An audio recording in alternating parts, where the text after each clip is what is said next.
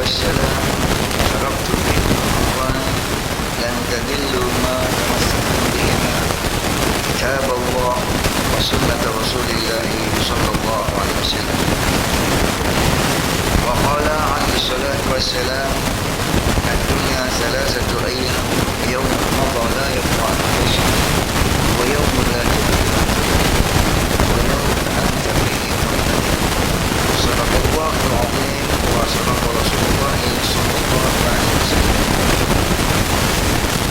Ya mati tuan-tuan, pegawai-pegawai masjid, ahli jawatan kuasa masjid dan pimpinan masyarakat, dimuliakan. Alhamdulillah, dengan rahmat dan kasih sayang Allah, kita diketemukan sekali lagi di kesempatan ini di dalam rumahnya untuk membicarakan, katanya minta sambung yang dulu sambung yang dulu dulu kita dah bicara, minta sambung lagi ke gitu puan? Mana orang tempatan? Tak ada orang tempatan. Minta sambung yang dulu katanya. Dulu kita ya, sambung yang dulu maknanya dulu kita dah bincangkan berapa dulu tuan-tuan? Kalau ingat sambung-sambung ni maknanya ada asal dia. Kalau tak ada asal, dia tidak panggil sambung, dia panggil bina. So kita dah bina dah dulu. Sekarang ni kita nak sambung. Jadi sambung tu berapa yang dah ada? Kalau kita ambil maksimum berapa dia dulu, kita dah tarik dari ni nak sambung bagi maksimum. Jadi kalau kita kata sambung bagi baik yang dah kita tarik dulu, berapa gerabak? 7 gerabak pertama kelas 10. Ingat lagi? Kalau tidak, kita disunatkan bagi kepada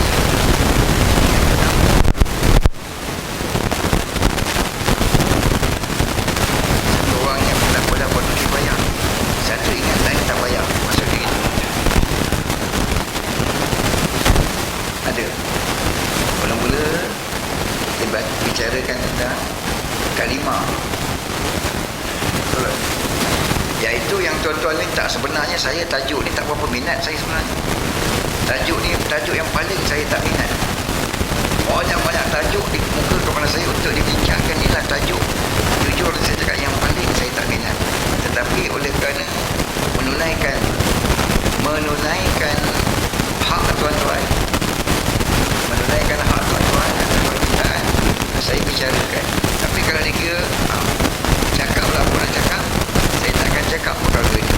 Tetapi oleh kerana menunaikan hak tuan-tuan, saya bicarakan juga.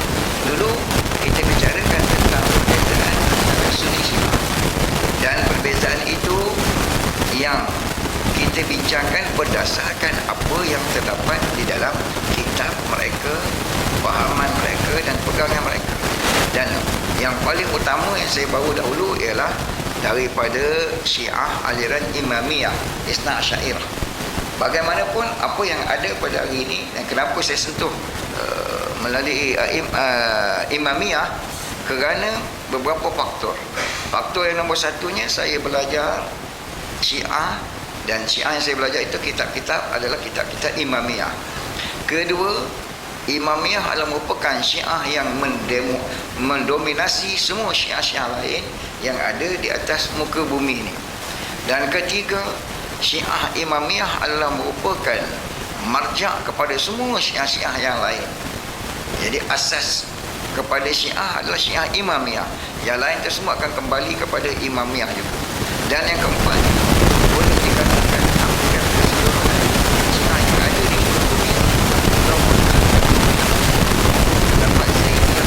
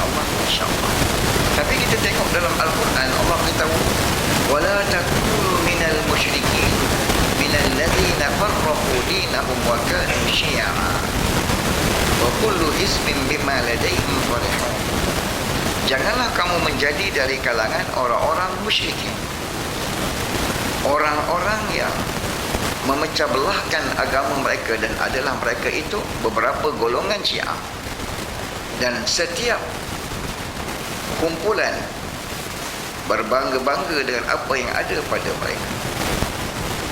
Sarah diberitahu. So sekarang ni perbezaan kita dengan mereka. Seterusnya kita nak bincang tentang masalah taqiyah. Kalau kita rukun iman, kalau kita iman ahli sunnah wal jamaah, yang dikatakan iman itu apa dia? Iqrar bil lisan dan tasdiq bil badan, iaitu kita mengikrarkan dengan lidah kita dan kita membenarkan dengan hati kita, sementara anggota itu adalah buah daripada ikrar dan tasdik tersebut. Apa yang kita cakap dan apa yang kita ikrar dalam hati adalah benda yang sama. Itu bagi kita iman. Yang kita cakap dan yang kita ikrar dalam hati adalah perkara yang sama. Ahlussunnah wal jamaah. Tetapi bagi mereka ada satu perkara yang wajib dilakukan dalam iman, iaitu taqiyah. Taqiyah ni ialah ikhfa'ul haq,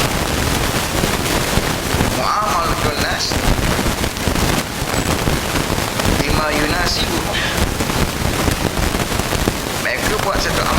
yang serupa dengan orang lain, tetapi menyembunyikan sesuatu di dalam hati mereka. Perkara yang dibuat lain tapi dalam hati lain. Kalau kita yang buat dan yang ada dalam hati itulah benda. Yang kita akan buat apa yang ada dalam hati kita. Yang ada dalam hati kita itu kita buat. Itulah i'tiqad akidah kita. Bagi mereka dalam taqiyah ni ialah buat sesuatu yang berlainan dengan kehendak hati. Buat sesuatu tidak ada di dalam i'tiqad mereka. Kalau dibuat pun buat hanya sekadar untuk memelihara kepentingan diri daripada sebarang masalah atau kesusahan yang mungkin berlaku atas diri mereka. Contoh, kalau mereka pergi ke Mekah, barangkali mereka sampai ke Mekah, solat adalah saf kita, mereka akan buat sebagaimana kita buat, berdiri sebagaimana kita berdiri. Walhal kalau kita tengok apa yang mereka namakan solat, dalam solat mereka tidak ada langsung apa yang namanya tamakninah. Tamakninah itu hanya akan wujud kalau dia ikut kita. Kita break, dia break. Kita bergerak, dia bergerak. Tapi kalau lepaskan dia tak ada tamakninah. Dia tak ada tamakninah. Dia terus saja. Zup, zap, zup, zap, zup, zap. Kita tak tahu apa yang dia buatnya. Jadi tamakninah itu tak ada pada dia. Tapi dia buat tamakninah itu bila bersama dengan kita. Begitu juga bila kita kata, apa pendapat kamu tentang sahabat? Barangkali di depan kita dia kata sahabat baik. Kalau yang tak berani itu, dia akan kata sahabat baik.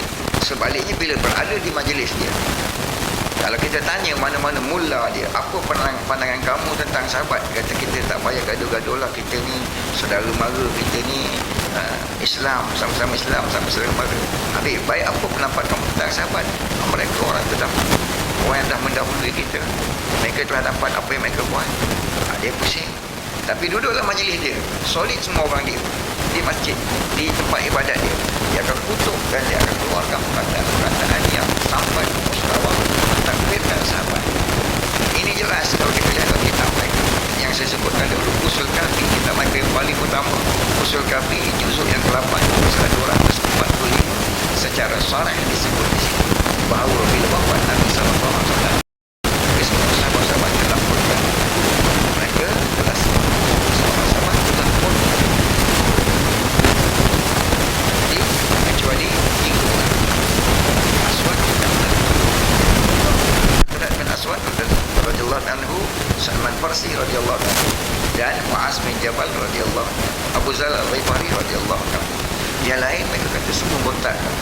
Tolak yang 3 ni tolak Ahlul Bait, yang lain semua murtad. Itu mereka kata. Ini kita dah bincangkan dulu pada pertemuan yang pertama. So, bila berada di hadapan kita tanya tentang mereka ini, apa pandanganmu tentang sahabat? Dia akan kata sahabat itu, tak akan kata perkataan yang buruk tentang sahabat depan kita. Tetapi yang ada di dalam hatinya, itulah segala keburukan tersebut yang telah diajar. Bagaimana mereka mengajar untuk mendatangkan sifat kebencian terhadap sahabat.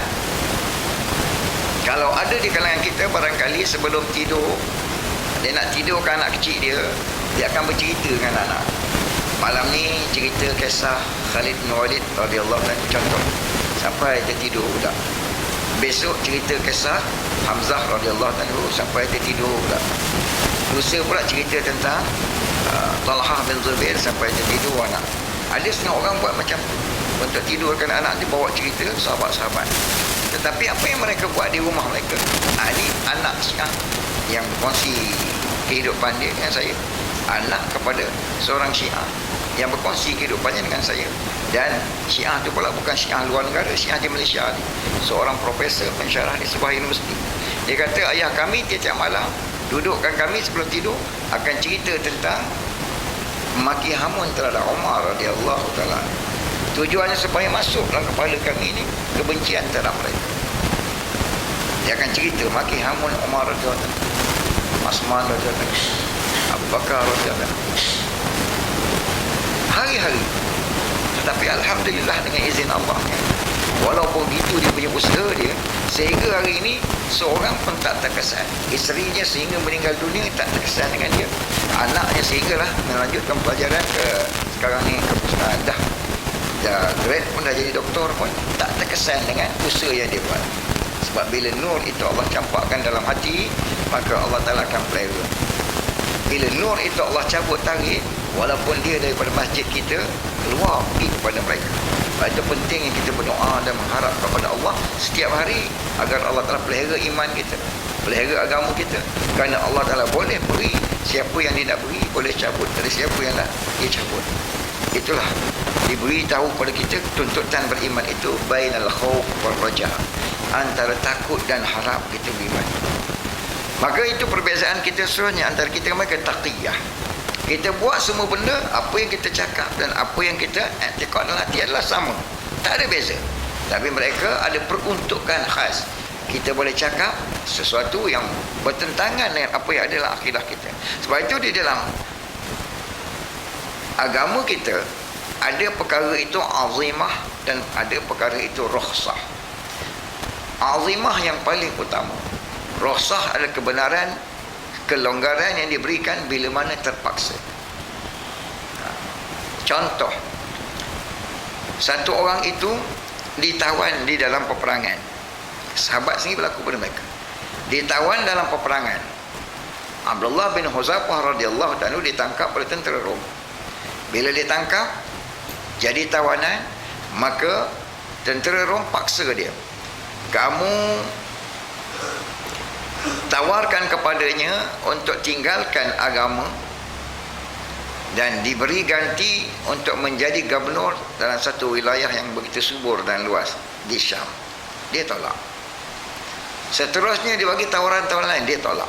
Akhirnya baiklah, kami akan lepaskan kamu, cuma kamu kata tempat kamu ni biar Muhammad duduk dan kamu boleh lepas.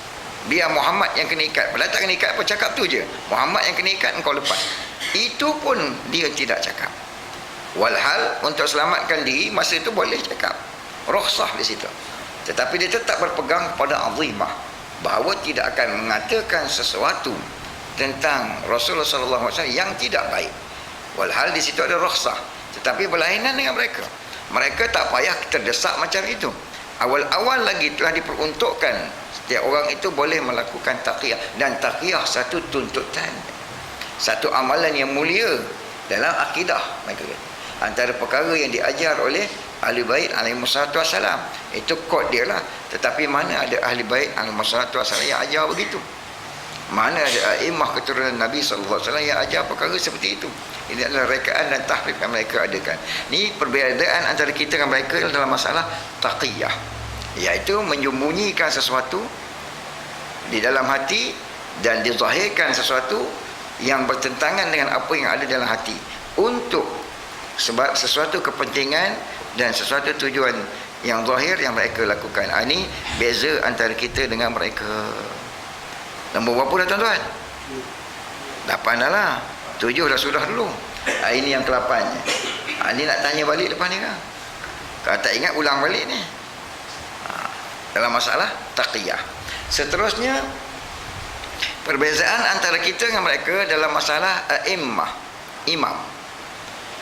Mereka beriktikad melantik imam selepas wafatnya Nabi SAW adalah merupakan satu perintah muktamad dari Allah Ta'ala, dan kalau tak lantik imam, kufur.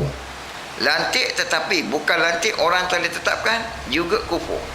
Bagi mereka, imam selepas wafatnya Nabi adalah satu perkara yang merupakan akidah, wajib lantik.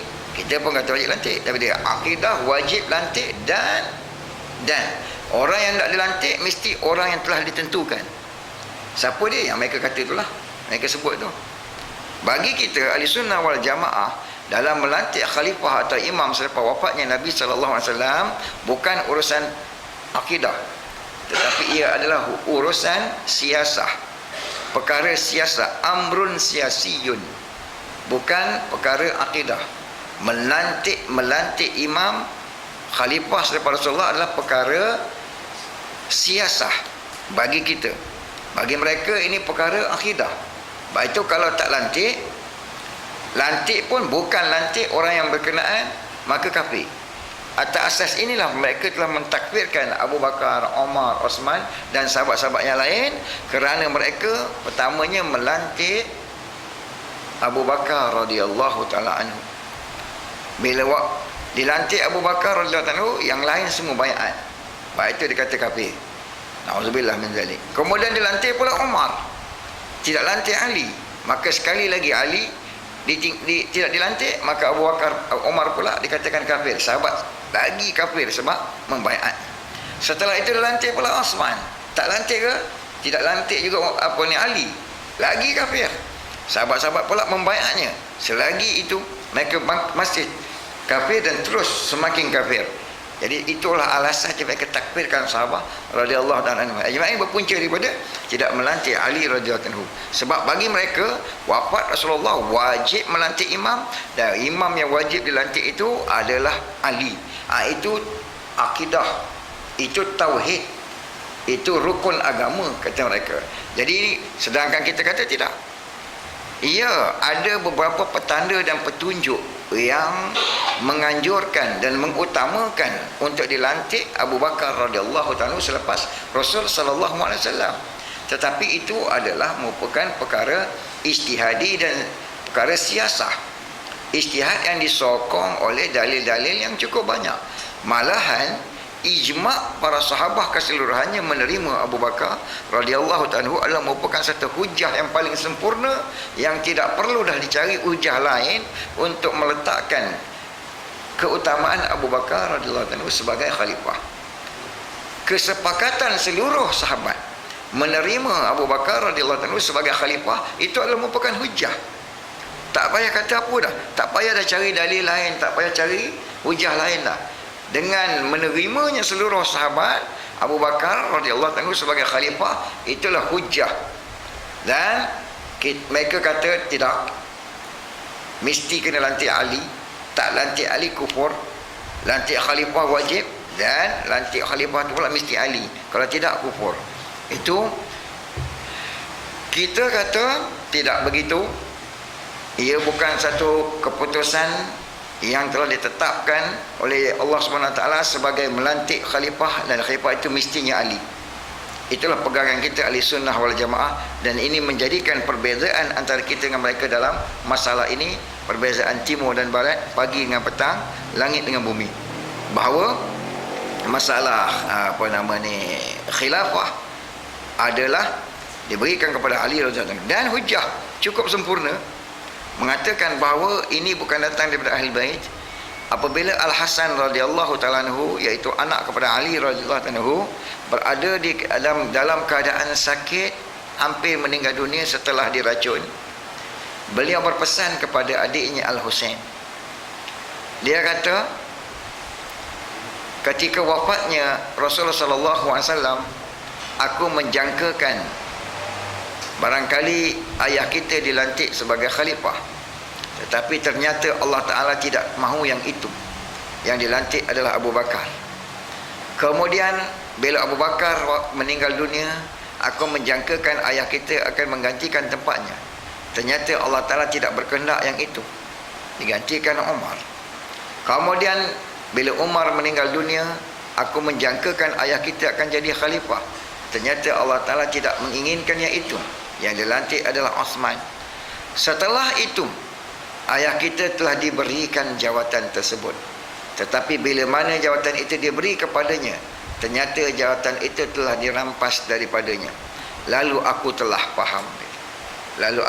faham bahawa Allah Ta'ala telah berikan kepada keluarga kita nubuah, tetapi tidak berikan kepada keluarga kita imarah.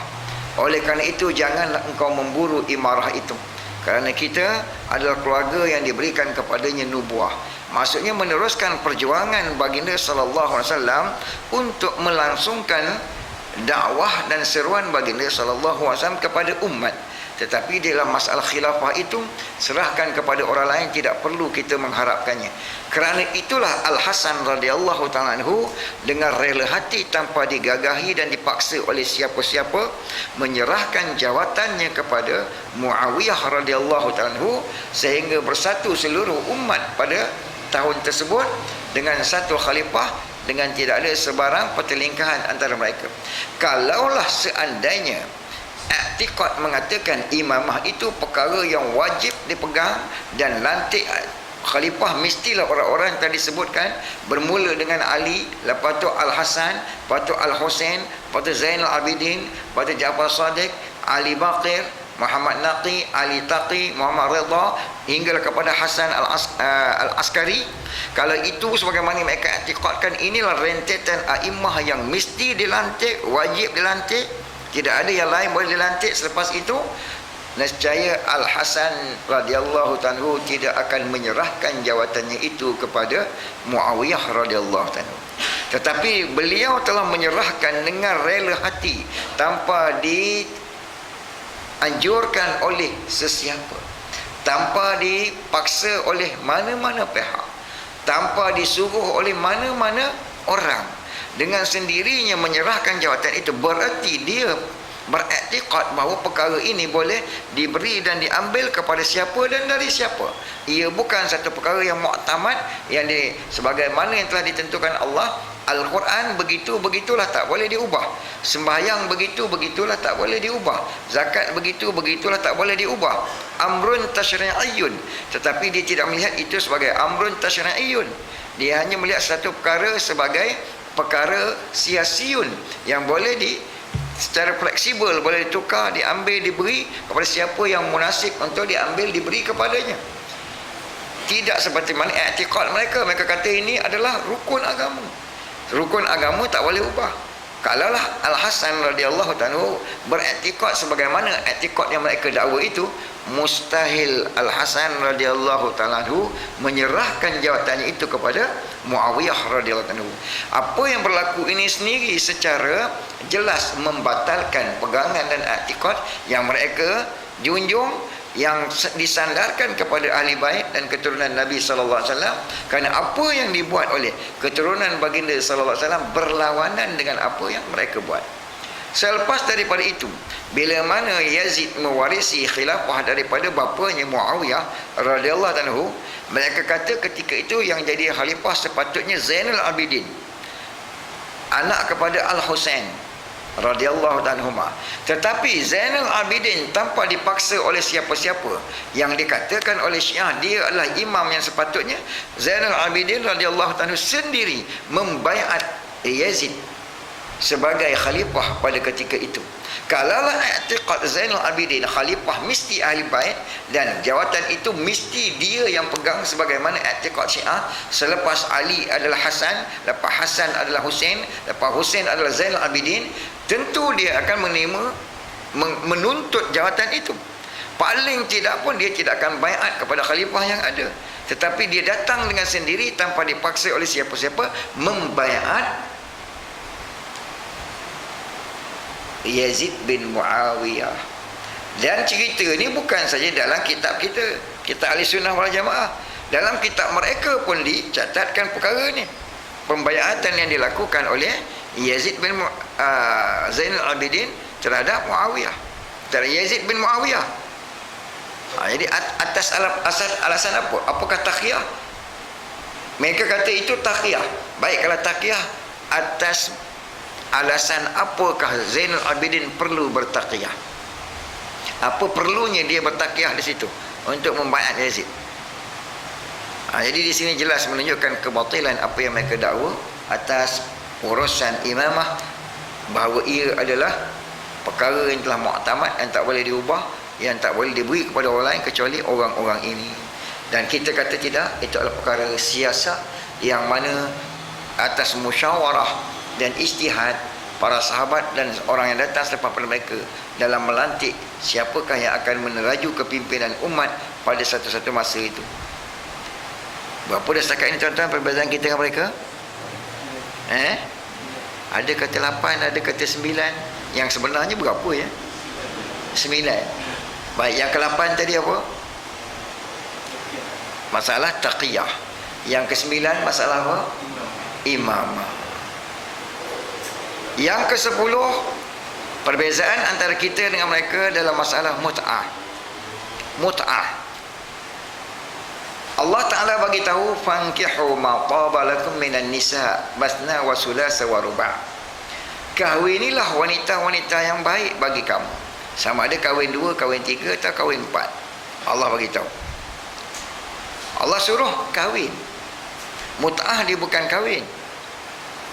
Allah suruh kahwin. Bila kata kahwin, mesti ada lelaki, ada perempuan, ada wali, ada saksi, ada ijab, ada kabul. Itu kahwin. Itu merupakan definisi kahwin.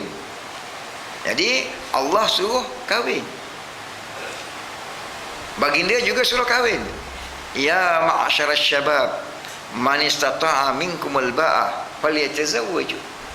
Wahai sekalian anak-anak muda, barang siapa yang mampu di kalangan kamu untuk mengadakan mahar, maka hendaklah dia berkahwin.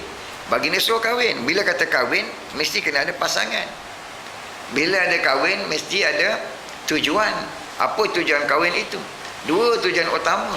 Untuk pelihara keturunan, untuk dapatkan keturunan, dan memelihara agama, memelihara muruah diri. Jadi kalau sekiranya mut'ah, dia bukan kahwin. Sebab mut'ah ini satu kontrak duduk bersama. Sebab di dalam mut'ah dia tidak ada saksi, dia tak ada wali, dia ada ijab dengan kabul saja. Dan itu yang dinamakan kahwin. Contoh, ini apa yang diguna pakai dalam mut'ah. Satu orang yang nak bermut'ah, dia cari couple dia, cari orang yang nak pada dia nak pada orang tu setuju. Baik, dah setuju, dia deal berapa kamu setuju untuk duduk dengan saya dalam tempoh sekian lama. Contohnya katakanlah 3 hari. Baik, perempuan dia kata, baik, saya setuju duduk dengan awak 3 hari dengan maharnya sebanyak RM1,000. Baik, dia pun ijab dan kabul. Aku nikah akan dikau dengan aku dengan mas kahwinnya RM1,000 untuk tempoh 3 hari. Perempuan terjawab, aku terima nikahnya. Sah. Saksi tak ada, wali tak ada, dan perkahwinan itu adalah rahsia. Apakah ini kahwin namanya? Ini bukan kahwin. Walaupun dia sebut perkataan aku nikah akan dikau dengan aku, dia sendiri nikahkan dengan aku dengan mas kahwinnya, dengan maharnya RM1,000 untuk tempoh 3 hari. Tempoh 3 hari itu syarat, mensyaratkan akad batil. Kita jual beli bersyarat. Awal-awal lagi dah batal jual beli itu. Begitu ya, nikah dengan syarat. Awal-awal lagi dah batal akad itu. Akad dia tidak ada syarat, tidak boleh taklikkan dengan syarat. Maka mentaklikkan dengan syarat, syaratnya 3 hari. Akad itu sendiri batal. Kemudian tidak cukup syaratnya pula, walinya tak ada, saksinya tak ada. Bagaimana boleh berlaku itu sebagai perkahwinan? Itu bukan kahwin namanya. Itu bukan kahwin, tetapi perjanjian zina yang terancam. Ulama-ulama kata zina yang terancam. Dia kata dulu boleh, dulu Nabi buat, sahabat buat. Memang kita tidak nafikan. Dalam Sahih Bukhari pun ada menyebut ini, tapi ia adalah perkara yang telah dimansuhkan, perkara yang dah dibatalkan. Bila dah dibatalkan, benda itu tak boleh nak diamalkan. Kita juga mengaku, contohnya kita mengaku Musa alaihissalam adalah Rasul. Tak ada siapa pun yang menafikan Musa alaihissalam adalah Rasul. Tidak ada siapa juga yang menafikan Isa alaihissalam adalah Rasul. Tidak ada siapa yang menafikan Musa alaihissalam mempunyai syariat. Tidak ada siapa yang menafikan Isa alaihissalam mempunyai syariat. Antara syariat Musa alaihissalam, kalau baju kena najis, kena potong tempat kena najis. Kalau sekiranya isteri berada dalam keadaan uzur, suami tak boleh duduk serumah dengan dia. Itu syariat. Begitu juga Isa alaihissalam, syariatnya kalau harta ghanimah haram makan. Syariat Musa alaihissalam, harta ghanimah tak boleh makan, haram. Kalau dapat harta ghanimah, kena longgok letak atas bukit. Tetapi kalau ada orang nak amalkan itu, boleh tak boleh sekarang ni? Tak boleh. Itu syariat kan? Bukankah itu yang dibawa oleh Nabi? Ya, betul. Dibawa oleh Rasul, betul. Tapi nak amal boleh? Tak boleh. Kenapa tak boleh? Dah dimansuhkan dengan syariat Rasul sallallahu alaihi wasallam. Maka bila syariat yang disyariatkan oleh baginda Rasul sallallahu alaihi wasallam yang terakhir, itulah yang diguna pakai sehingga hari kiamat. Walaupun perkara itu pernah baginda buat sekalipun, pernah Allah sebut sekalipun. Tetapi sampai satu ketika Allah Ta'ala mansuhkan, sampai satu ketika Rasulullah SAW mansuhkan, maka yang terakhir itulah yang dipanggil nasikh, yang sebelum itu dipanggil mansuh, maka yang diguna pakai sehingga ke hari kiamat ialah yang nasikh tersebut. Begitu juga dalam masalah mut'ah. Memang ada dalam Sahih Bukhari mengisahkan tentang mut'ah itu, tetapi dalam Bukhari juga dalil dan hujjah yang menyatakan bahawa ia adalah telah dimansuhkan. Nak dengar tak dalil tuan-tuan? Nak dengar dalil panjang ke dalil pendek? Pendek. Apa pendek? Dalil pendeknya, Al-Imam Bukhari rahimahullahu ta'ala telah mengatakan bahawa telah meriwayatkan kepada kami Yahya bin Qaza'ah, yang telah mendengar daripada Malik bin Anas, yang telah mendengar daripada Ibnu Syihab Az-Zuhri, yang telah mendengar daripada Al-Hasan dan Abdullah bin Muhammad. Kedua-duanya telah mendengar daripada bapa mereka Muhammad bin Ali, yang telah mendengar daripada bapanya pula iaitu Ali bin Abi Talib, yang telah berkata, nahana Rasulullah sallallahu alaihi wasallam anil mut'ati wa luhumin humuril insiyah yauma Khaybar. Apa dia?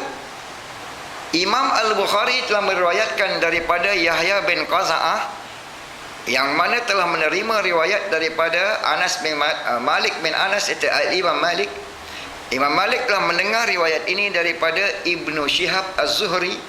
Ibnu Syihab Az-Zuhri telah mendengar riwayat ini daripada Abdullah dan Al-Hasan, dua beradik bin Muhammad. Dua beradik ini, Abdullah dan Al-Hasan bin Muhammad, mendengar daripada bapa mereka sendiri Muhammad. Muhammad ini pula dengar daripada bapanya pula iaitu Ali bin Abi Talib. Maknanya ini anak Sayyidina Ali Muhammad ni, dari isterinya yang bernama Maslamah. Kemudian Muhammad dengar pada bapanya Ali bin Abi Talib. Ali bin Abi Talib pula bagi tahu Nabi SAW telah menegah kami daripada melakukan kahwin mut'ah dengan wanita dan daripada memakan daging kaldai yang diternak. Kaldai liar boleh makan, kaldai yang diternak tak boleh makan dagingnya. Bila? Pada hari peperangan Khaybar. Maknanya selepas daripada peperangan Khaybar tidak ada lagi mut'ah, telah dimansuhkan. Amalan yang menasihkannya ya, yang ini iaitu sabda Nabi SAW, tak boleh mut'ah dan tak boleh makan daging kaldai yang diternak. Habislah. Tak boleh pakai dah lah. Walaupun ada, ya betul ada macam tadi juga. Walaupun ada, kena najis, kena potong baju, ada. Isteri yang uzur tak boleh tinggal serumah sekali, ada. Tapi siapa nak pakai sekarang? Tak boleh pakai sebab sudah dinasahkan. Sudah dinasihkan oleh syariat yang dibawa oleh Nabi SAW. Dan ini adalah perkara yang menasihkannya. Dan kalau kamu tak terimalah, kamu tak terima Abu Hurairah, tak terima Bilal, tak terima Aisyah, tak terima Hafsah, tak terima Talhah, tak terima Zubair, tak terima Abdullah bin Abbas, tak terima Abdullah bin Umar, tak terima Abdullah bin Ammar, tak terima Ammar bin As, tak terima semua, tak terima. Hak kamu terimanya siapa? Miqdad bin Aswad, Salman Farsi dan juga Abu Zar Al-Ghifari, tiga. Atau ahli bait, Ali bin Abi Talib, Fatimah binti Rasulullah, Al-Hasan bin Ali, Al-Husain bin Ali. Kamu terima ni saja. Baik, cuba tengok siapa yang riwayatkan hadis ini. Mula-mula Ali bin Abi Talib. Lepas tu anaknya pula Muhammad bin Ali bin Abi Talib. Lepas tu cucunya Abdullah dan Al-Hasan bin Muhammad bin Ali bin Abi Talib. Kan semua ni ahli bait mereka. Yang meriwayatkan ni semua ahli bait, 3 lapis ahli bait. Lepas 3 lapis ahli bait ni baru pergi kepada Ibnu Syihab. Selepas itu baru pergi kepada Imam Malik. Lepas itu baru pergi kepada Yahya bin Qaza'ah. Lepas tu guru kepada Imam Bukhari. Lepas tu baru pergi kepada Al-Imam Bukhari. Jadi kalau kamu kata kamu ikut Sayyidina Ali radhiyallahu anhu, ini Ali radhiyallahu anhu bagi tahu perkara ni. Anaknya bagi tahu perkara ni, cucunya bagi tahu perkara ni, kenapa kamu tak ikut? Maka jelas menunjukkan bahawa ini adalah bukan ikut ahli bait, tapi ikut hawa dan nafsu. Ikut hawa nafsu, bukan ikut ahli bait. Kalau ikut ahli bait dalam masalah imam, ahli bait tak buat macam tu. Dalam masalah nafsu, dalam masalah mut'ah, ahli bait pun tak buat macam tu. Dalam masalah sahabat pun ahli bait tidak buat macam itu. Dalam peperangan Siffin, cerita pun akan hanya melukakan perasaan, tapi kita nak berhujah. Dalam peperangan Siffin berlaku peperangan antara Sayyidina Ali dan Muawiyah radhiyallahu taala anhuma. Seseorang datang kepada Sayyidina Ali radhiyallahu anhu lalu mengata dan mengeji Muawiyah radhiyallahu anhu di depan Ali radhiyallahu anhu. Maka Ali radhiyallahu taala anhu telah memarahi orang yang memaki dan mengeji Muawiyah yang merupakan lawannya dalam peperangan di hadapannya. Bayangkan, dalam perang pun orang maki hamun Muawiyah radhiyallahu anhu di depannya, dimarah oleh Ali radhiyallahu anhu. Bagaimana kita dalam aman memaki mengeji Abu Bakar radhiyallahu taala anhu yang Allah sebut dalam Al-Quran, saniyasnain idhuma fil ghar idh yaqulu li sahibihi la tahzan. Allah sebut dalam Al-Quran, kita baca dan dia termaktub dalam kitab Allah sehingga ke hari kiamat. Allah namakan Abu Bakar itu sebagai sahibihi, teman Rasul sallallahu alaihi wasallam. Bila Allah kata teman Rasul sallallahu alaihi wasallam, perkataan itu, jawatan itu, kedudukan itu tidak boleh dipadam kecuali oleh Allah sendiri. Bila ada ayat lain yang mengatakan, membatalkan dia bukan sahabat Nabi, baru kita boleh kata dia bukan sahabat Nabi. Selagi ayat itu ada termaktub di dalam Al-Quran, selagi itu haram mengatakan selain daripada yang itu. Dan Allah pula kata la tahzan, jangan kamu sedih. Allah beritahu kepada Abu Bakar radhiyallahu anhu melalui Nabi SAW, la tahzan. Ini pun ayat Quran yang kita baca sampai kiamat. Allah kata kepada Abu Bakar la tahzan. Bila la tahzan, jangan kamu sedih. Kamu tak ada sedih daripada saat kamu berada di dalam gua itu bersama Rasulullah sehinggalah pindah ke Madinah, sehinggalah kamu mati, sehingga kamu berada dalam kubur, sehingga kamu di mahsyar, sehingga kamu di mizan, sehingga kamu di sirat. Tidak, la tahzan itu seterusnya untuk Abu Bakar radhiyallahu ta'ala anhu. Kalau sekiranya kita kata dia ke neraka, na'udzubillah min zalik, sebagaimana mereka kata, mula-mula kena buang dulu la tahzan itu daripada Al-Quran. Orang yang ke neraka pasti dia akan sedih. Walhal Allah kata untuk Abu Bakar radhiyallahu anhu la tahzan. Jangan kamu sedih, tak ada sedih untuk Abu Bakar radhiyallahu anhu. Allah kata untuk Abu Bakar tidak ada sedih, bagaimana kamu kata dia ahli neraka? Maka Al-Quran sendiri pun berlawanan dengan apa yang mereka buat dalam masalah sahabat. Jadi ini perbezaan antara kita dengan mereka yang seterusnya. Berapa dah tuan-tuan? Ada kata 9, ada kata 10. Ikhtilaf ulama. Begitulah adanya ulama sentiasa ikhtilaf. Tapi ikhtilaf ulama rahmat. Pagi ni tak rahmat kalau satu ada kata 9, ada kata 10. Sebenarnya berapa dah tuan-tuan? 10. 10. 10. Ingat tak 1 sampai 10 ni? Sekarang kita bilang-bilang 1 sampai 10. Saya masih ingat lagi dulu cikgu saya sekolah darjah 4. Cikgu saya namanya Muhammad bin Hasan, orang Kandang. Pokok ada sini kenal dia kalau dia ada lagi hidup lagi. Masa tu saya sekolah darjah 4, beliau baru posting. Sekolah yang pertama dia ngajar sekolah saya. Namanya Muhammad bin Hasan, orang Kandang. Bila dia ngajar kami tak, esok dia tanya tak dapat. Orang Melaka kan kuat berpantun. Ni pantun ni yang paling masyhur masa tu. Meniaga buluh kasap, dapat ujung pangkal losap. Tapi tuan-tuan tak begitulah. Ini cikgu Muhammad bin Hasan. Jadi jangan sampai begitulah. Kita dah bilang sampai 10, sekarang 11, 1 sampai 9 gaib dah. Jadi biar sikit tapi ingat. Jangan banyak tetapi tak ke mana. Ni pun pasal orang Melaka je. Satu Melaka duduk tempat saya, dia non muslim. Dia minta saya, ustaz, bagi saya satu buku agama. Saya tanya dia, awak nak buku apa? Tentang akidah, tentang tauhid, tentang ibadat, tentang solat, tentang apa? Ginilah ustaz, dia kata. Ustaz faham ginilah.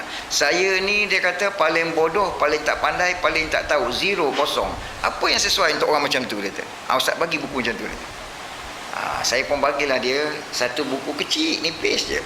Tajuk buku tu ialah Akidah Islam. Kecil je. Saya pun bagi kat dia.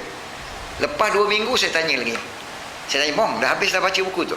Dia kata, "Yang penting bukan habis ustaz, yang penting faham setiap apa yang kita baca." Oh, dia jawab. Tu orang Melaka tu. Orang Melaka. Yang penting kita faham apa yang kita baca. Habis-habis tak faham buat apa dia kata. Kita bilang sampai 15, 16, 18, tapi satu pun tak faham. Kita bilang tak habis pun. Sampai 8, 10 je. Tapi semuanya faham. Mana lagi baik? Tentulah yang lagi baik yang faham itu. Kenapa? Sebab lepas tu kita boleh sampaikan kepada orang lain pula. Kita boleh jelaskan kepada orang lain pula. Dapat manfaat untuk kita dan orang lain dapat. Kalau kita kata ada bezanya 28, apa dia? Entah, aku tak ingat. Apa manfaatnya?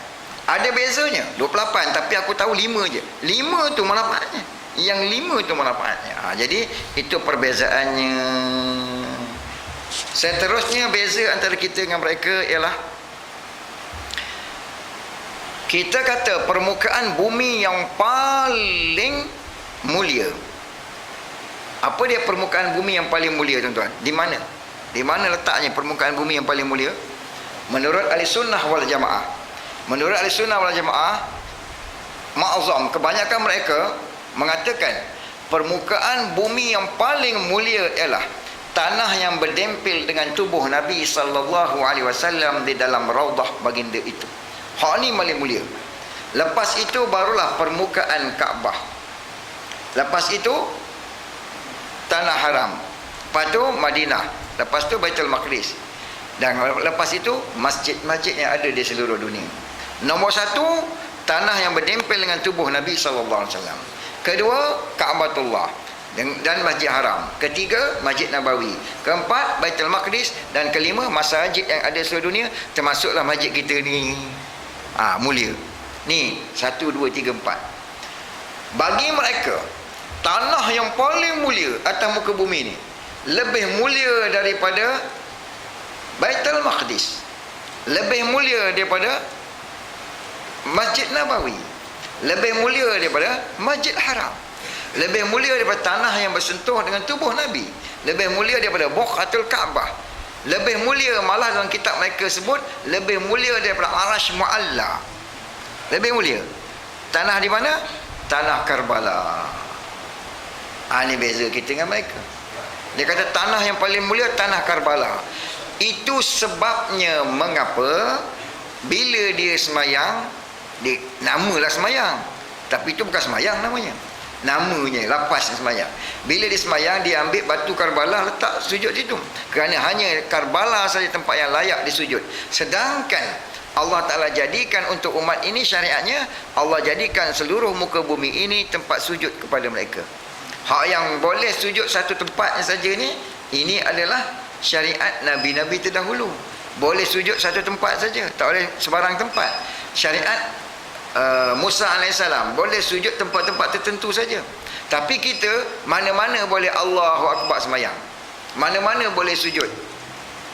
Masuk waktu semayang, masjid tak ada, surau tak ada, bentang kain Allahu Akbar, semayang berjemaah Zuhur dan Asar dijamakkan dekat airport Dong Muang, Bangkok, sujud juga. Sembayang Isyak dan Maghrib jamak takhir, surau tak ada, masjid tak ada, bentang kain semayang jemaah dekat airport New Delhi, airport Gandhi New Delhi, semayang juga, tak ada masalah. Umat ini diberi oleh Allah Ta'ala kebebasan untuk semayang di mana saja. Jangan semayang lebih ayam sudah. Tempat bersih, tak ada najis, tak ada masalah, boleh semayang. Ni untuk umat ini. Jadi umat terdahulu mahdud. Dan dia kata yang paling mulia tempat atas muka bumi ini adalah Karbala. Oleh itu ambil batu Karbala. Oleh kerana dah lama sangat ambil batu Karbala, lalah tak ada batu dah Karbala. Batu kecil tak ada, yang ada besar, takkan nak pikul lah, besar-besar nak bawa 10 kilo lah. Yang dibawa kecil je. Akhirnya wujud satu industri baru. Industri ini dia ambil tanah di Karbala tu, dia proses jadi powder, kemudian dia bancuh, lepas bancuh macam uli roti canai tu. Lepas tu dia masuk dengan mold dia, dia press. Ini semua pakai kilang lagi. Dia press, keluar standard size dengan dia punya mohon chop dia sekali. Tu dia letak dekat tempat tempat-tempat ibadat dia letak dalam kotak tepi tu, setiap orang masuk ambil, bawa masuk. Sekarang sudah kan letak balik, wakaf dia kata. Jangan masjid ini wakaf gitulah esok. Dengar kata ni satu jenis wakaf ke, kita pakat buat juga wakaf. Itu cerita je, jangan buat lah. Ataupun dia beli, dia ada jual di kedai-kedai, dia beli, dia bawa balik ke rumah dia, bawa balik. Jadi itu perbezaan antara kita dengan mereka. Ini dalam masalah furu'iyah lah ni. Tadi kebanyakan yang sebelum ni semua yang berkait dengan usul, dan akidah. Ini masalah furu'. Beza kita dengan mereka, iaitu kita kata permukaan bumi yang paling mulia adalah tanah yang berdampingan, berdempel dengan tubuh Nabi sallallahu alaihi wasallam. Kemudian baru Buq'ah Mekah, Baitul Haram, kemudian dengan Masjid Haram, kemudian baru Masjid Nabawi, kemudian Masjid Aqsa, dan setelah itu semua masjid-masjid yang ada di muka bumi. Tetapi bagi mereka ni masjid kita ni najis bagi dia. Bagi dia masjid kita ni najis. Kalau kita masuk ke yang apa yang mereka panggil masjid mereka tu, kita masuk, dia basuh habis, dia kata najis. Dia kata kita ni kalau masuk masjid dia najis. Itu beza kita dengan mereka. Kita menganggap semua manusia itu tidak najis, hatta yang non muslim. Ni beza seluruhnya kita dengan mereka. Kita menganggap manusia itu tidak najis. Kerana apa? Kerana mukarram. Kerana manusia itu dimuliakan oleh Allah. Oleh kerana itu dia tidak najis. Manusia tak boleh makan dagingnya. Kenapa tak boleh makan daging manusia? Khinzir tak boleh makan sebab apa? Sebab najis. Anjing tak boleh makan sebab apa? Najis. Tetapi manusia dagingnya tak boleh makan. Kenapa tuan-tuan? Kenapa daging manusia tak boleh makan? Haram. Sebab mukarram, dia benda yang dimuliakan oleh Allah. Haram tak boleh makan kerana dia dimuliakan, bukan kerana dia najis. Dan semua manusia, hatta kalau orang non muslim pun masuk dalam masjid ni. Kan masjid ni masjid antik. Yang datang masuk dalam masjid ni bukan orang Islam je. Non muslim pun datang tengok, oh antik, very nice dia tengok. Islam ke dia? Tak Islam. Tapi dia tengok bangunan sini, banner dia tengok, mudah-mudahan dapat Islam dia, dapat hidayat masuk dalam masjid. Maka dia masuk. Lepas tu AJK mencorat ni, macam mana kita nak samak masjid ni? Letih jawab. Masjid ni masjid popular. Tiap-tiap minggu ada orang masuk. Semalam pun dekat masjid tu saya nampak. Semalam kami di Masjid Selat, saya nampak satu Chinese ke Taiwan ke tak tahu dia tu. Dia masuk masa kami kuliah. Jalan. Kalau pakai kaedah tu, pagi ni pakat orang salat tu menyamak masjid lah begini. Tapi ada kita buat macam tu? Tak buat. Mengapa tak buat? Tak disuruh oleh syariat. Tapi kita masuk tempat dia yang mereka namakan masjid itu, dia tahu kita ni orang Sunni, dia basuh masjid dia. Kenapa najis dia? Tapi kalau dia masuk masjid kita, kita basuh tak? Dia masuk masjid kita, dia masuk Masjid Nabawi, dia masuk Masjid Haram Mekah. Ada orang ni Mekah Madinah tu duduk samak masjid hari-hari. Kerana apa kamu puak-puak ni masuk? Tak samak. Sebab kita tidak melihat manusia itu najis. Mereka melihat bukan saja manusia, ahli sunnah wal jamaah ini adalah najis. Kita tengok mereka itu tidak najis. Beza dia. Mereka tengok kita najis. Ini beza kita dengan dia. Jauh. Memang jauh tuan. Langit dengan bumi. Baik tu tak nak cakap. Bila cakap ni jadinya. Saya sebenarnya, saya kata awal-awal saya tak berapa minat sebenarnya. Sebab ni gaduh. Saya belajar dengan tok guru saya. Sejak beberapa tahun dah saya buat kuliah dan juga tour menerangkan masalah Syiah ni. Rasanya baru seorang dua orang je yang baru kembali ke pangkal jalannya. Hasil daripada usahanya buat bertahun-tahun. Tapi ustaz saya tahun lepas saja, 2014, dalam satu ceramahnya, ceramah yang pertama, 800 orang Syiah kembali ke pangkal jalan dengar ceramah beliau. 800 orang. Di Gilgit, Pakistan.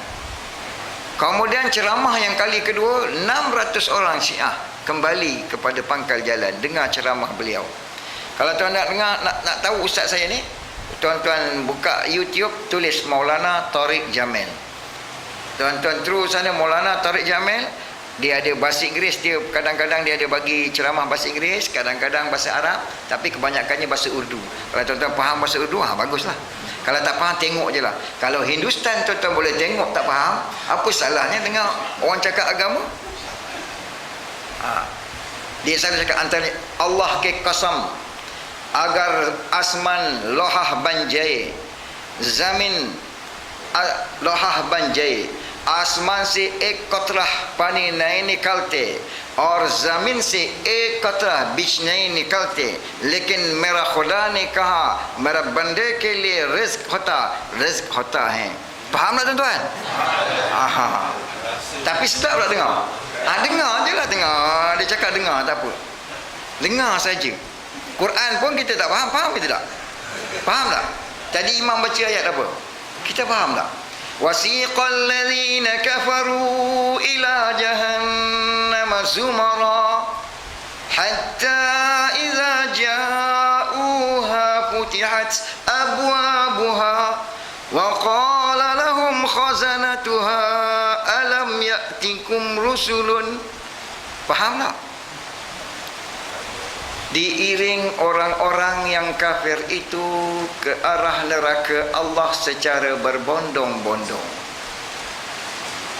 sehingga bila mana mereka datang kepadanya, maka berkatalah kepada mereka penjaga-penjaga neraka tersebut, bukankah telah datang kepada kamu semua dahulu rasul-rasul yang membawa syariat dan peringatan dari Allah? Yatlu alaikum ayati rabbikum wa yunzirunakum liqa'a yaumikum hadha. Rasul-rasul itu membacakan kepada kamu ayat-ayat Allah dan memberi peringatan tentang pertemuan kamu dengan hari ini.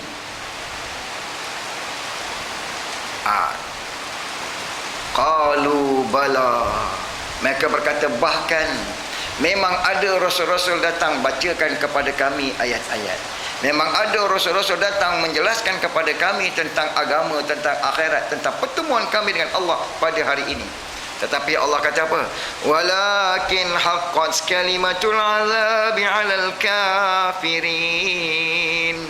Akan tetapi telah nyatalah ketentuan azab ke atas orang-orang yang kafir. Hari ini dah tak jadi lagi dah. Tak diterima lagi dah iman dan perakuan itu. Ni. Tetapi kita dengar, faham tak? Tak faham tadi. Tadi faham tak? Tapi dengar tak? Tapi tak sedap lah sebab saya bukan kori. Suara saya tak sedap. Allah tak bagi saya suara sedap. Saya tahu. Baik itu saya lihat orang suruh jadi imam sebab saya sedar saya suara tak sedap. Imam ni biar dia kena sedap suara dia. Baca satu hal sedap tu, ini sedap benda yang anugerah daripada Allah, kita tak boleh nak buat.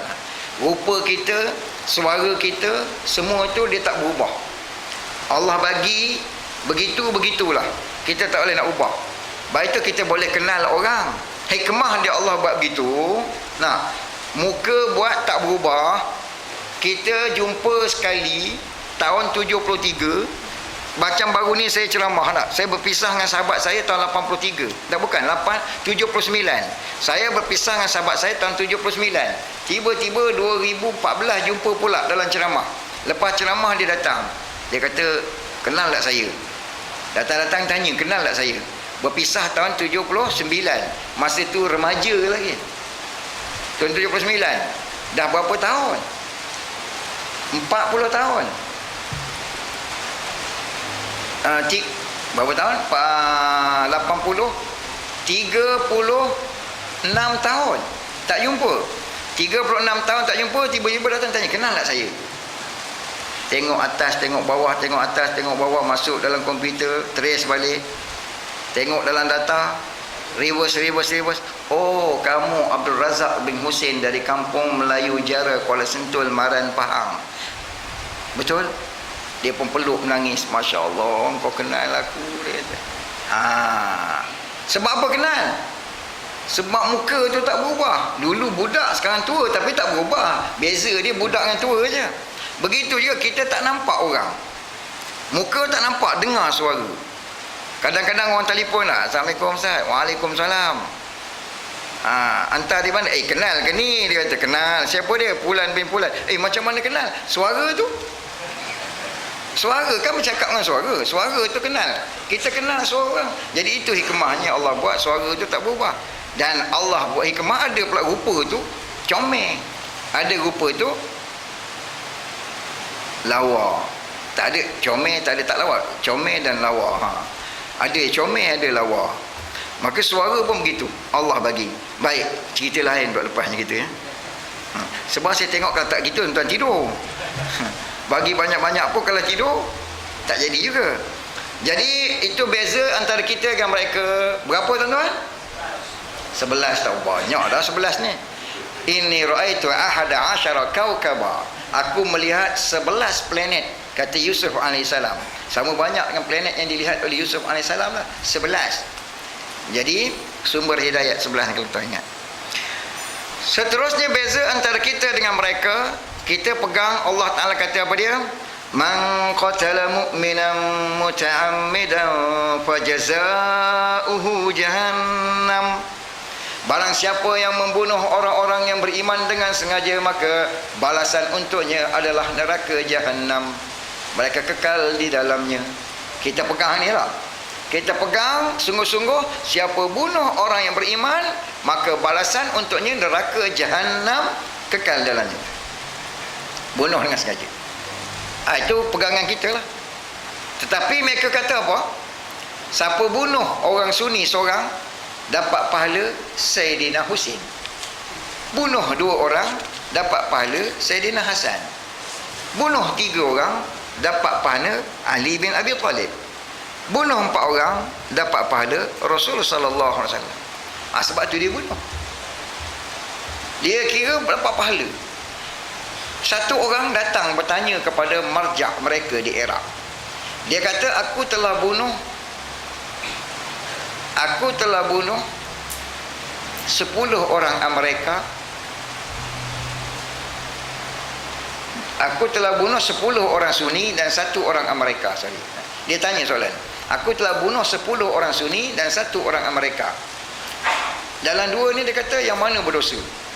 Dia kata hak mu bunuh seorang Amerika tu berdosanya.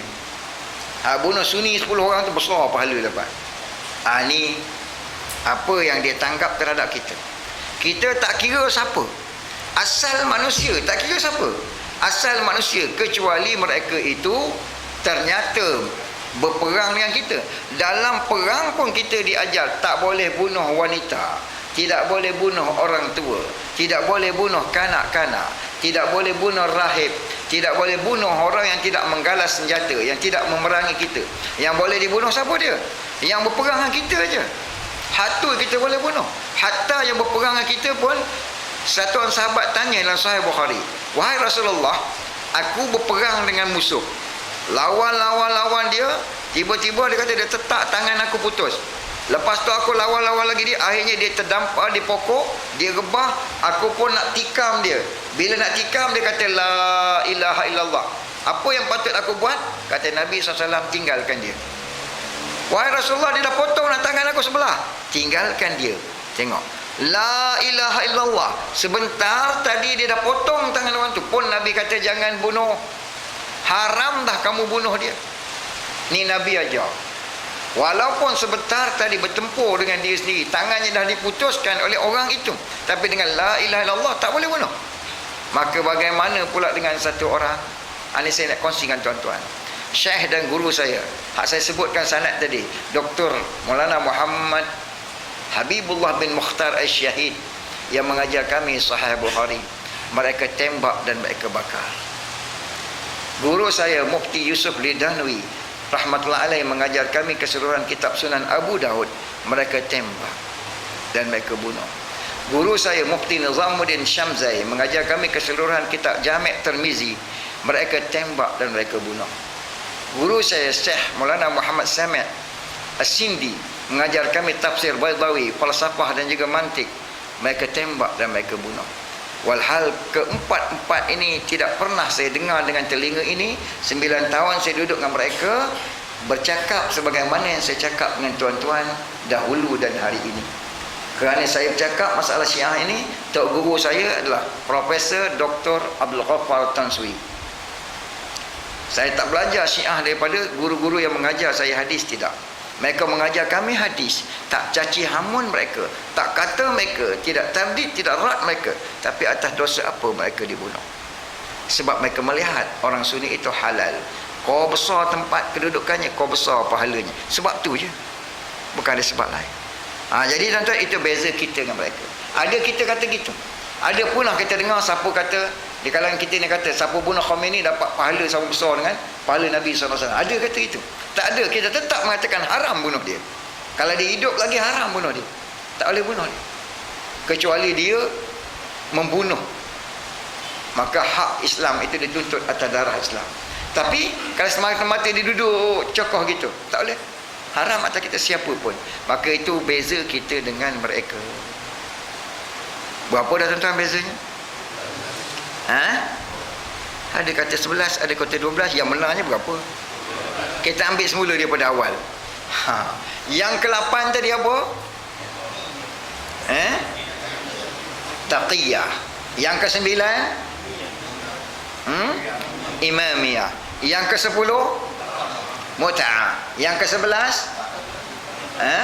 tempat yang paling mulia, buk'ah yang paling mulia atas muka bumi ni. Yang ke berapa tadi? 11. Yang ke-12 haram membunuh. Maknanya apa nama ni? Tuan-tuan tak tulis satu lagi tadi. Iaitu kita tak kata mereka najis, mereka kata kita najis. Ini kena masuk juga satu ni. Kita tidak kata mereka najis, mereka kata kita najis. Berapa dah kalau gitunya? Sudah 13. Ingat molek ni. Daripada 8 sampai 13 berapa? 8 sampai 13 berapa? 5. Kita tak kata dia najis, dia kata kita najis. Najis. Saya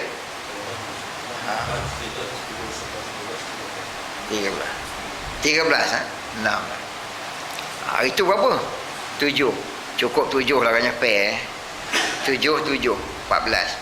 Kalau habis kan esok tak ada can datang dah. Comel masjid ni. Saya suka masjid ni. Tapi sesuatu yang saya cari tak ada hari ni. Jangan-jangan malaikat agaknya. Allahu Akbar, ajib.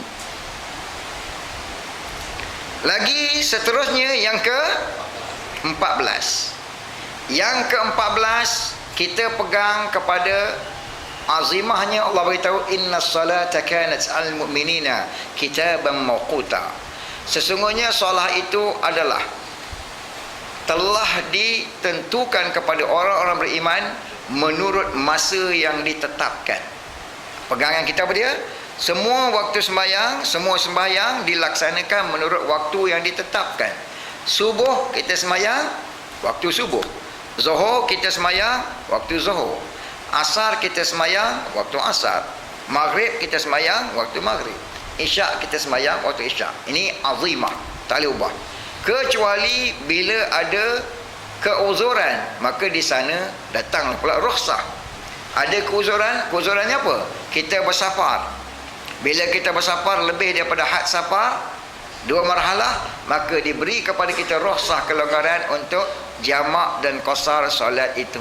Kalau tidak, dia tetap hukum azimah yang asal, iaitu 2 rakaat subuh pada waktunya, 4 rakaat zuhur pada waktunya, 4 rakaat asar pada waktunya, 3 rakaat maghrib pada waktunya, dan 4 rakaat isyak pada waktunya, dan tarawih pada waktunya. Ini kita. Itulah pegangan kita. Kalau terlocot pun, terlepas pun, qada balik. Tetapi azimah adalah itulah dianya.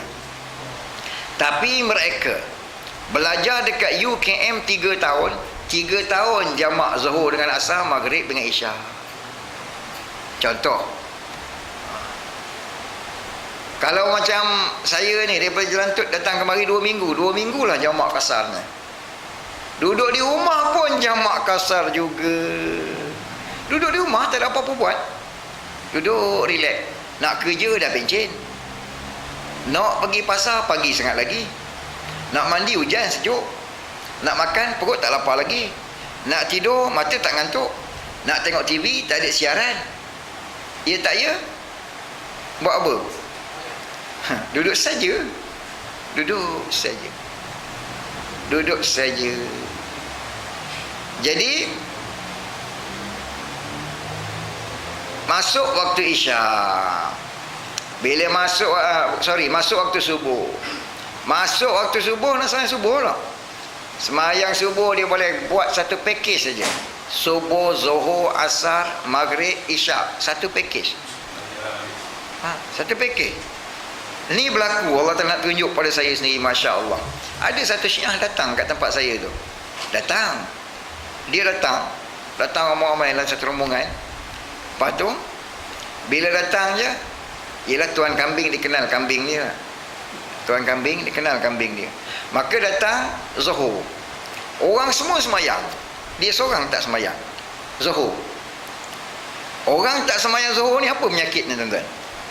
Kalau kita tengok orang tu tak semayang asar, boleh jadi kita kata dia jamak takdim. Tetamu datang tempat kita tak semayang Zuhur, waktu Zuhur. Apa penyakitnya? Kalau tak semayang asar, mungkin kita kata dah jamak takdim. Kalau kita kata nak jamak takhir ni kalau tak sempat nak buat ayat awal tu, ni datang pukul 12 Zuhur, satu suku, azan, orang semua semayang, rakan-rakan kawan semua semayang, dia seorang tak semayang. Apa masalahnya? Masalahnya dia Syiah. Saya tanya dia, tak solat ke? Dia pun silap orang. Dia terjawab, patutnya dia tak jawab kalau ikut takiyah dia. Dia jawab benda lain patutnya. Kata, contoh dia betul, saya uzur hari ni. Orang lelaki uzur. Contohnya lah. Tapi dia terjawab. Dia kata, saya dah jamak tadi. Confirm. Dah jamak. Zuhur. Pukul 1 suku dah jamak. Jamak apa? Subuh tadi. Sebab hari ni nak jalan jauh, package sekali dah. Subuh, Zuhur, Asar, Maghrib, Isyak, beres semua sekali borong. Ni saya berkawan dengan orang, tengok dia orang buat masa duduk sana, dan ini datang pula dekat tempat saya balik Malaysia. Pacing tu juga dia buat. Dia jamak, dia borong ni. Dia borong sekali. Kalau orang kita, dia semayang serupa kita lah. Tapi tak semayang serupa kita, bukan orang kita lah. Bangsa, bangsa Melayu, cakap Melayu. Bangsa Melayu cakap Melayu, tapi bukan orang kita. InsyaAllah dia jadi orang kita balik, insyaAllah. Kita doakan hidayat untuk ni beza kita dengan mereka, tuan-tuan. Semayang jamak seumur. Orang faham kata jamak seumur. Jamak seumur. Kemudian berapa dah, tuan-tuan? 14 padan lah kot. 7,5 lah. Sebab ada lagi ni penggulungan dia. Baik, sekarang ni persoalannya,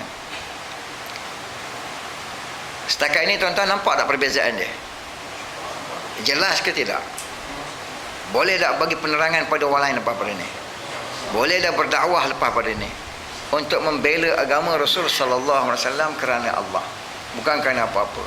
Kerana inilah merupakan tugas dan tanggungjawab kita bersama, membela dan pertahankan agama yang Allah Ta'ala telah berikan kepada kita melalui Rasul sallallahu alaihi wasallam. Tanda syukur kita pada Allah, tanda kasih kita kepada baginda Rasul sallallahu alaihi wasallam. Jadi kalau begitunya, perbezaan antara kita dengan mereka cukup jelas. Tapi persoalannya, kenapa orang ikut juga? Kenapa orang turut juga? Kenapa orang terima juga? Hal ini persoalannya. Dan ada berlaku juga, ikut juga. Kalau di Malaysia ni, Syiah ada dua jenis. Satu Syiah keturunan, satu Syiah converted. Syiah keturunan ni dia memang keturunan di Syiah. Ini biasanya mereka yang datang daripada India. Kebanyakannya datang daripada India. Dan mutakhir ini juga ada yang daripada Pakistan. Kalau dulu-dulu yang datang daripada Pakistan 100% ahli sunnah wal jamaah. Tetapi mutakhir ini saya memerhatikan bahawa yang datang dari Pakistan juga terdapat daripada mereka. Yang datang dari India pula yang memang dia datang daripada dulu lagi. Dah beratus tahun dia duduk sini. Dah berketurunan. Jadi ini diwarisi daripada keturunan dia. Ini satu jenis. Satu jenis ini yang convert. Dia Melayu macam kita. Belajar sekali dengan kita sekolah rendah, sekolah menengah sekali dengan kita, dekat U sekali dengan kita, buat PhD. Lepas tu masing-masing bekerja lah.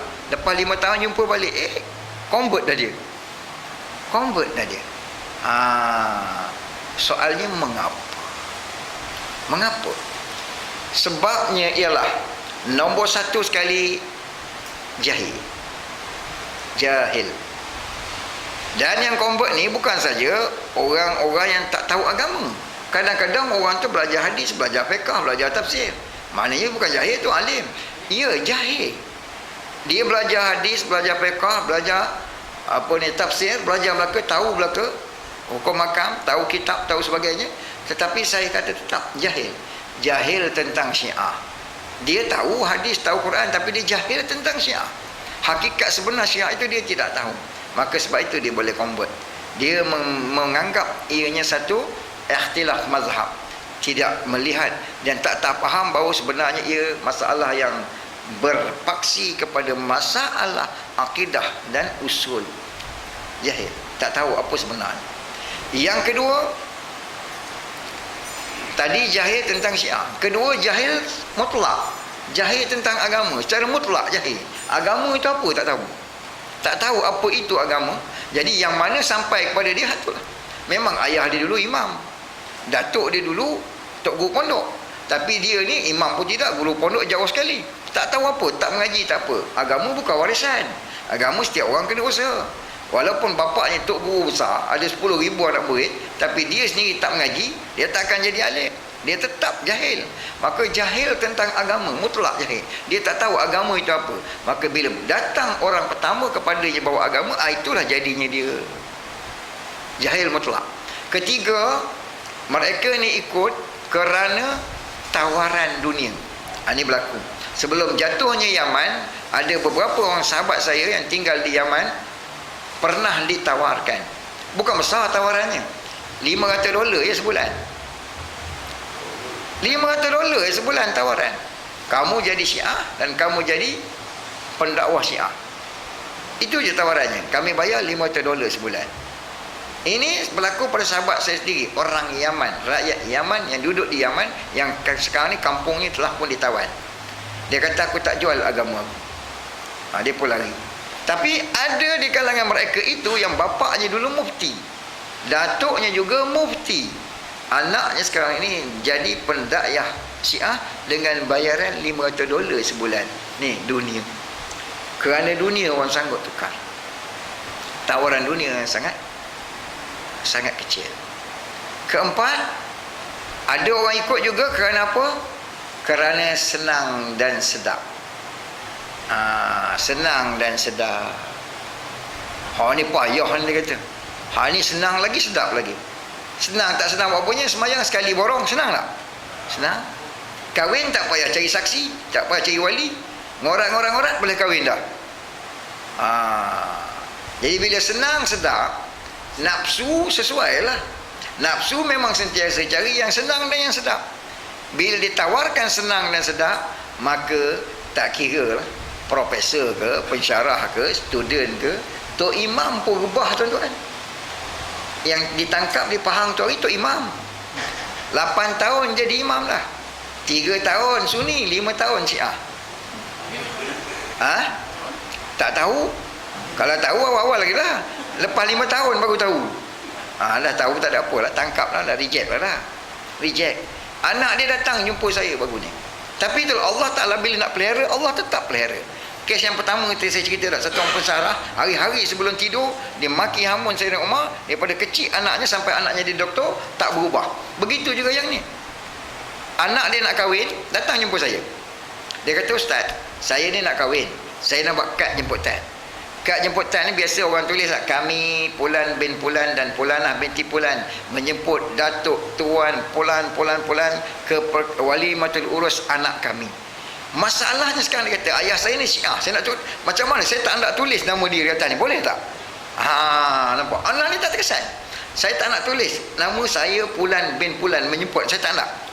Saya tak nak tulis ni, boleh tak? Dia kata. Macam ni tuan-tuan, boleh ke tidak? Boleh apa? Boleh tulis ke boleh tak tulis? Boleh tak tulis? Boleh tak tulis? Maka saya kata tak apalah, tak payah tulis nama abang kamu. Dia tulis nama abang ni. Saya Pulan bin Pulan dan Pulanah binti Pulan. Pulanah binti Pulan tu mak dia, yang atas tu nama abang dia. Tak tulis nama ayah dia. Walhal ayah dia. Sebab sebab ayah saya tak nak berubah, dia kata. Selepas mula-mula saya kenal dia, saya berceramah di satu masjid. Selepas ceramah, dia datang jumpa saya, sembang, akhirnya cerita panjang tentang Syiah. Akhir sekali dia kata, Ustaz tahu tak yang kena tangkap dia? Tahu, saya kata. Itu ayah saya, dia kata. Subhanallah. Jadi Allah Ta'ala pelihara juga agama dia, tak ada masalah, tak berubah dia. Banyak kes saya jumpa. Ni yang Melayu, yang keluarganya convert. Imam Imam Imam Imam Di Pahang kalau masjid semua kerajaan. Sebab kerajaan bayar gaji. Kerajaan bayar gaji. Kerajaan dia ambil gaji, setiap bulan ambil gaji. Tak ada dah reject dah sekarang ni. Masa tu masa orang tak tahu. Dah di reject kan 24 jam. 24 jam reject. Tetapi tidak, masih belum lagi kembali ke pangkal jalan. Ini sebab mengapa? Sebab orang ikut. Sebab ni orang ikut. Kemudian juga bagaimana mereka berkembang. Bagaimana mereka berkembang. Ini pun kita kena tahu. 1980 yang ada di Malaysia ni, sebelum 80 yang ada di Malaysia ini hanyalah Syiah yang keturunan. Ada berapa kerat je. Kat Kuala Lumpur ada 2-3 orang, kat Penang 2-3 orang, dekat Mentakap 2-3 orang, kat Temeloh 2-3 orang, kat Melaka hampir tidak ada masa itu. Tetapi Melaka ajib dimulakan oleh orang Melayu. Ini Melaka tuan-tuan kena jaga. Paling kuat bermula daripada Melaka, dan yang memulakannya Melayu. Daripada sini mereka hantar ke KUM Iran. Kami buat usaha dulu untuk dapatkan kembali anak-anak yang nak dibawa ke Iran bila mana mereka transit di Karachi. Mereka hantar masa tu. Daripada 1980 sehingga 2004, lebih kurang 3,000 orang sudah grad balik ke Malaysia. 3,000 itu telah usaha, hampir 300,000 orang hasilnya hari ini ada pada mereka yang bangsa Melayu. Ini converted selepas 80. Sebelum tu tak ada. Orang Melayu Syiah tak ada sebelum. Kenapa? Sebab mereka buat kerja siang malam. 3,000 ni buat kerja. Dan mereka ada modus operandinya.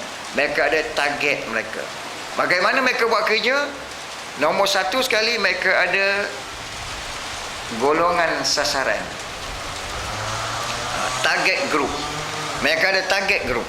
Siapa target group mereka? Nombor satu sekali ialah pemimpin-pemimpin.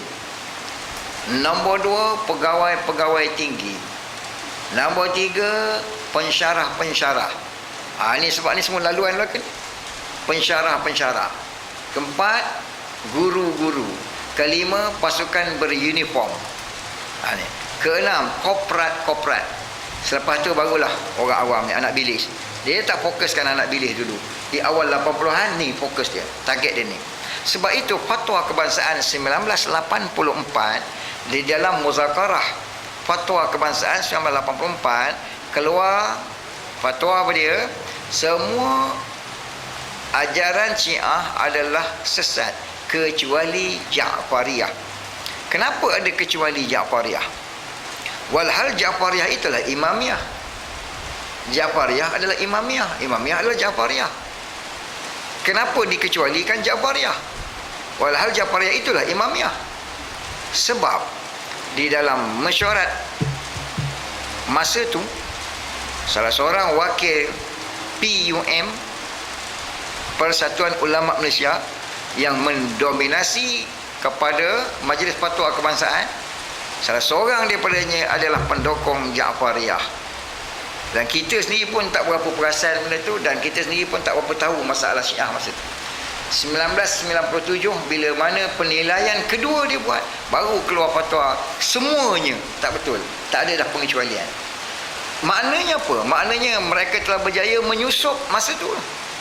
Duduk dalam PUM. Duduk dalam PUM berjaya menyusup. Dan masa tu juga mereka telah menyusup di UM, UKM, USM, ITM. Masa tu ITM lagi, belum UITM lagi. ITM pusat, salah. Mereka telah menyusup masa tu.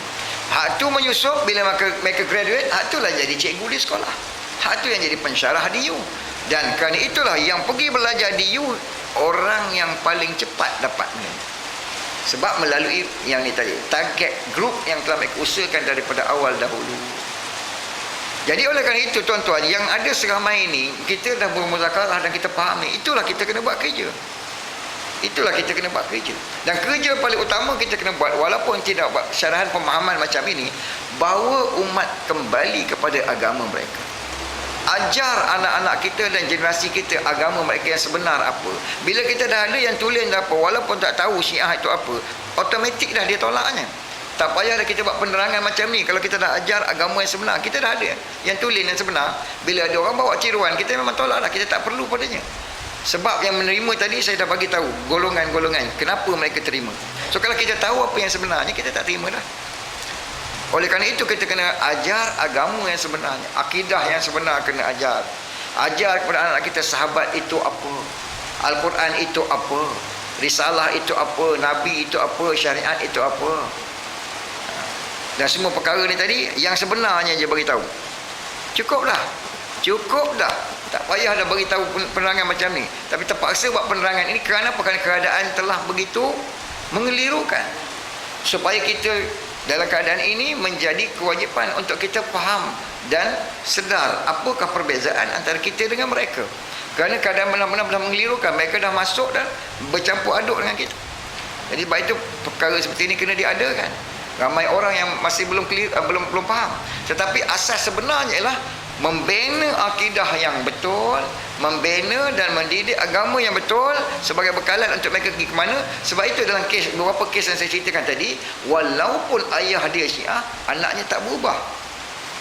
Walaupun ayahnya Syiah, anaknya tak bertukar. Sebab mereka ada asas agama ini dari ibu dia. Walau ayahnya Syiah, tapi ibunya mendidik, ibunya pesan sehinggalah ke lamhah yang terakhir. Sebelum meninggal dunia ibunya dalam keadaan nak nazak tadi pesan, jangan ikut ayah engkau. Dia boleh pesan lagi, jangan ikut ayah engkau. Sehinggalah dia meninggal dunia dengan pegangan Ahlussunnah wal Jamaah. Jadi sekarang kita begitu kena buat kerja, tuan-tuan. Kerja kita bawa lah mereka. Bawa mereka ke masjid, ikatkan anak-anak kita ini dengan masjid, dengan agama. Biasakan mereka dengan masjid. Masjid inilah bahteranya. Walau macam mana mereka pergi jauh pun, kalau dah biasa dia berlabuh di pelabuhan ini, mereka akan tetap kembali kepada pelabuhan yang sama. Sebab tu daripada kecil ni kita bawa anak-anak kita ke masjid. Ni nampak petang aja dah. Pagi-pagi tak ada. Yang pagi, yang waktu duha, yang waktu zuhur tak ada. Yang ada semua asar ke atas ni. Hal lain mana cuti sekolah ni? Kalau tak cuti, kita kata dia pergi sekolah. Nak sekolah sembahyang kat rumahnya. Ni cuti sekolah ni tak ada juga. Mana perginya? Tu kena ikat bawa. Kalau dia nak melompat kat masjid, biar dia melompat. Jangan marah. AJK jangan marah budak buat bising kat masjid. Sebab memang jenis budak lah buat bising. Kalau ayah dia buat bising, baru kita marah. Anak dia buat bising tak apa, jenis dia buat bising. Kenapa? Tengok bagaimana Nabi SAW didik untuk bawa anak ke masjid. Rasulullah SAW solat, jadi imam, tengah sujud, tiba-tiba tak bangun-bangun. Sampai orang di saf hujung kata Subhanallah, Subhanallah, bagi isyarat. Tak bangun-bangun ni? Baginda tak bangun. Kenapa? Di belakangnya ada Al-Husain sedang berkuda.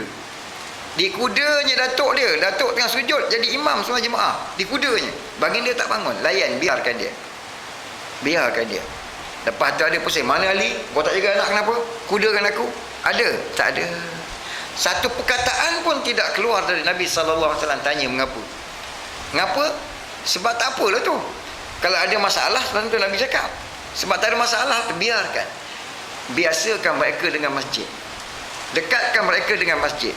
Dekatkan mereka dengan, kalau dia nak main tak apa, biar dia main. Tapi dia main dekat masjid. Di samping itu kita didik dia. Kita didik adik, kita datang masjid ni, rumah Allah. Dekat rumah Allah tidak boleh menjerit, tak boleh berlari, tak boleh main. Kita kena duduk diam-diam. Nanti kalau lari dalam masjid, Allah Ta'ala potong kaki dah. Potong kaki, baiklah dia. Tak boleh menjerit, nanti potong lidah. Potong lidah, barulah berjurus. Kalau dia bawa, akhirnya kita tengok kadang-kadang yang kecil lebih hebat daripada yang tua. Yang kecil lebih hebat dari yang tua. Bila dia dah dididik. Yang tua tak lama akan pergi, tapi siapa akan ganti? Yang kecil-kecil inilah yang muda-muda. Kalau ada anak-anak muda datang ke masjid, pakaian dia masih rock lagi, dengan seluar bertampung sana sini lagi. Jadi kita jangan pandang sebelah mata, jangan sinis pada mereka. Sambut mereka, kerana itu adalah tetamu Allah yang Allah hantar kepada kita, tuan-tuan. Jangan sekali-kali kita bersikap yang negatif terhadap mereka. Sambut mereka. Hari ini dia datang rupa itu, 10 tahun lagi dia jauh lebih baik daripada kita. Pernah datang kepada kami tuan-tuan, satu orang yang dah 4 tahun duduk pusat, 4 kali masuk pusat, 4 kali masuk penjara.